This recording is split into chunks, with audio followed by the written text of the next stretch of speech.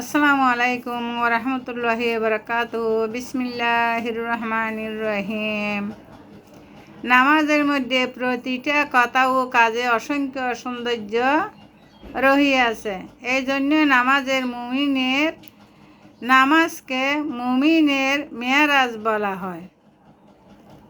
নামাজে 12,000 বিষয় আছে, তা আল্লাহ পাক 12টি বস্তুর মধ্যে রাখিয়াছেন। 1 নাম্বার এলেম। হুজুর সাল্লাল্লাহু আলাইহি ওয়াসাল্লাম বলেন, মূর্খতার সহিত বেশি আমল করার চেয়ে এলেমের সহিত অল্প আমলও উত্তম। 2 নাম্বার ওযু। 3 নাম্বার কাপড় পাক হওয়া। 4 নাম্বার সময় হওয়া। 5 নাম্বার কেবলামুখী হওয়া। 6 নাম্বার নিয়ত করা।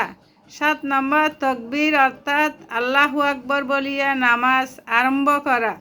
8 নাম্বার দাঁড়াইয়া নামাজ পড়া। 9 নাম্বার সূরা পড়া। 10 নাম্বার রুকু করা। 11 নাম্বার সেজদা করা। 12 নম্বর আত্তাহিয়াতুর জন্য শেষ বৈঠকে বসা। আসসালামু আলাইকুম।